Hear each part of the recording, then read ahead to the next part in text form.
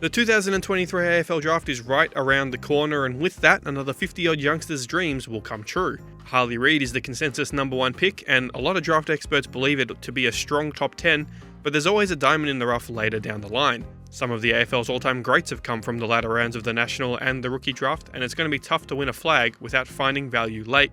Collingwood is a great example of this. Brody Myercheck was in the rookie draft, Jack Ginnivan was a rookie pick, Darcy Cameron was pick 48, Jack Crisp was pick 40, Nathan Murphy was pick 40.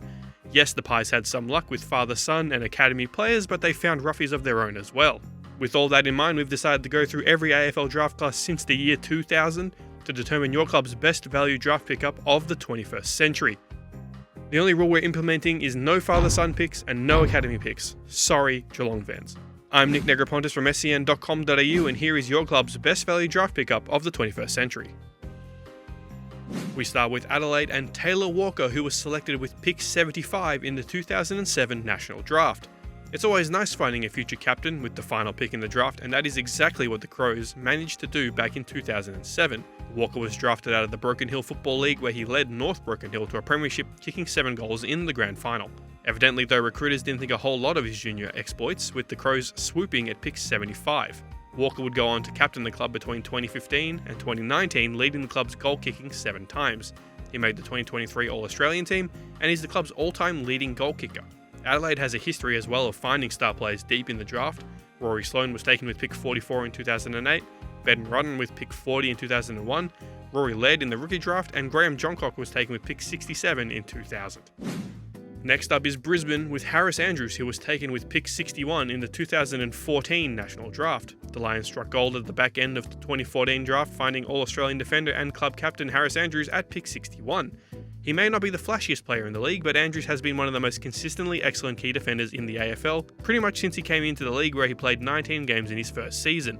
And it does fall outside of the parameters of our video here, but the Lions selected Simon Black at pick 31 in 1997, which seems like a reasonable selection given he is one of the club's all-time greatest players. Next up is Carlton, who took Eddie Betts with pick 3 in the 2005 pre-season draft. Finding a future Hall of Famer in the pre-season draft is impressive work, particularly when you consider Betts' turbulent few years as a junior. He dealt with off-field issues as a teenager to the point where his mother arranged for him to move to Melbourne, where he played for Templestowe in the EFL's 3rd division. This, coupled with osteitis pubis, saw him overlooked entirely in the 2004 National Draft. Of course, the Blues took the risk and were rewarded with arguably the club's greatest ever small forward, with Betts going on to play over 200 games for the club and another 132 for the Crows as well. For Collingwood, it's Dane Swan, who was selected with pick 58 in the 2001 National Draft. That year's draft class is arguably one of the greatest draft classes of all time. Luke Hodge, Luke Ball, Chris Judd, Jimmy Bartell, Nick Dal Santo, James Kelly, Stevie J, Sam Mitchell, Lee Montagna, Gary Ablett Jr. That's just the top 40. Falling outside the top 40 was Dane Swan, who was yet another Brownlow medalist to come out of this draft class. He would put together one of the best careers in the history of the storied Collingwood Football Club. He made 5 All-Australian teams in a row. He won the 2011 Brownlow medal. He won 3 club best and fairest and was a part of their 2010 premiership side. He is the definition of a diamond in the rough pick, exactly what we're looking for on this list. Next up is Essendon, who took Sam Draper with pick 1 in the 2016 rookie draft. While the Bombers have nailed some picks outside of the draft in recent years, look at the likes of Nick Martin and Sam Durham for example, they haven't quite nailed too many outstanding selections late in draft classes. Of course, you could potentially say Zach Merritt at pick 26 in 2016, which was a brilliant pick, but it's still a second round pick, so it's not quite what we're looking for here. Sam Draper looks like a star ruckman of the future and has impressed early in his career. To get him in the rookie draft seems like an absolute steal for the Bombers. For Fremantle, it is Lachie Neale, who was selected with pick 58 in the 2011 National Draft. The 2011 draft was a strange one. GWS had 11 of the first 14 picks, but neither they nor anyone else recognised how good a prospect Lachie Neale would become. He didn't really gain the plaudits he deserved outside of Western Australia. Neale would go on to win 2 best and fairests for the Dockers before shockingly requesting a trade to Brisbane. It was at the Lions where Neale would truly become recognised as one of the best midfielders in the AFL, winning Brownlow medals in 2020 and 2023, making 3 All-Australian teams and captaining the club to a grand final. Even if his best work came at the Lions, Neale might go down as Fremantle's best ever draft decision. Next up is Geelong, who, and since we have to remove quite a few of their actual options, Tom Stewart, who was taken with pick 40 in the 2016 National Draft. One of Geelong's great advantages is having regional leagues and players right under their nose, and being able to snare Tom Stewart at pick 40 is a great example of that paying off. Stewart played for South Barwon in the Geelong Football Netball League before landing in the Cats' VFL side. He wouldn't get his shot at AFL level until his early 20s, but clearly Geelong saw something in him that others didn't. Stewart has become one of the great general defenders of this generation, making 5 All-Australian teams and winning 2 Geelong Best and Fairests. Of course, if we could include father-sons in this list, Geelong would have a slew of options: Gary Ablett, Tom Hawkins, Matthew Scarlett, none of whom were selected before pick 40 in their respective draft years. Next up is the Gold Coast Suns, who selected Touk Miller with pick 29 in the 2014 National Draft. Yes, Essendon fans, we said Zach Merritt didn't count because he was a pick in the 20s, but the Suns don't really have a whole heap of options here. Their lists for over a decade now have really been built with either high draft picks or priority or academy picks, meaning they haven't really had many picks late in the draft to use. Charlie Ballard was selected with pick 42 in 2017, which was a good pick, but Touk Miller has turned into the heart and soul of the Suns and the club's captain. He's built a strong career for himself as the leader of this Gold Coast unit, and will be hoping to lead the club to their first finals appearance, making him our selection for the Suns. GWS are in a similar boat to the Suns, and we've gone with Jeremy Finlayson at pick 69 in the 2014 National Draft.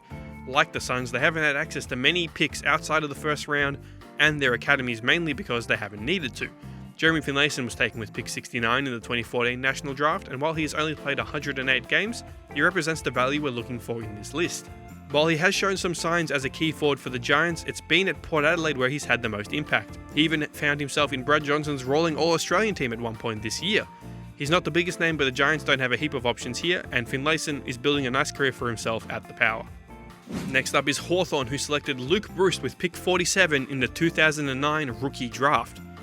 Luke Bruce was completely overlooked in the 2008 National Draft, likely because he fractured his left tibia during that year, but it did not stop the Hawks from taking a punt on him with pick 47 in that draft. And can we talk about that 2009 Rookie Draft? Tom Rockcliffe, Jeff Garlett, Robin Nahas, Ricky Henderson, Zach Dawson, Matt DeBoer, Jared Blair, Liam Picken, Luke Bruce, Mike Pike, Lockie Keefe, Greg Broaden, Matt Suckling. It's a lot of talent that fell out of the National Draft that year. But getting back to Luke Bruce, he has now played 281 games for Hawthorn, kicked 528 goals, made 2 All-Australian teams and played in 3 premierships. He is every chance to one day be an Australian Football Hall of Famer, which is not bad for a player who was selected after 100 others that year. For Melbourne, it is Aaron Davey, who was selected with pick 3 in the 2004 Rookie Draft.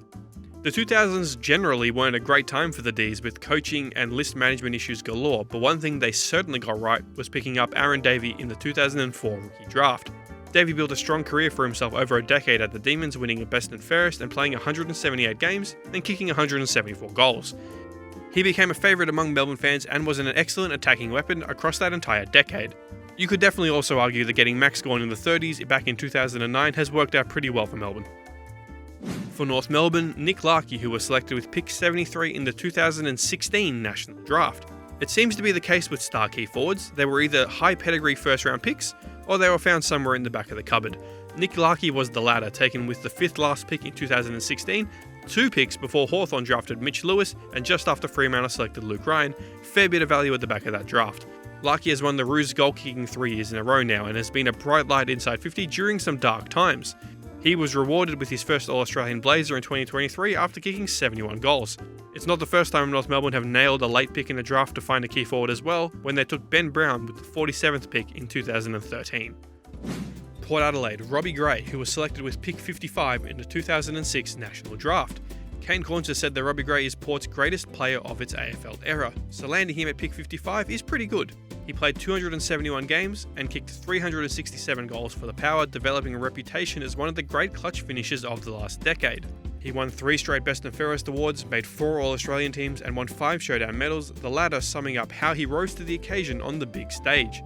In a 2006 draft that is remembered for 6 teams overlooking Joel Selwood, it's worth noting the clubs had 54 chances to pick up Robbie Gray before the Power eventually swooped. Next up is Richmond, who took Dylan Grimes with pick 2 in the 2010 pre-season draft.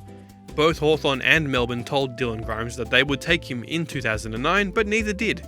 That's led to a pretty interesting sliding doors situation worth thinking about. Grimes would find himself at Tigerland after being selected in the pre-season draft, becoming an All-Australian, 3-time premiership player and co-captain of the club. He has been one of the best lockdown defenders of the last decade as part of what was a truly pretty formidable Richmond backline during the premiership era. For St Kilda, it's Stephen Milne, who was selected with pick 23 in the 2000 rookie draft.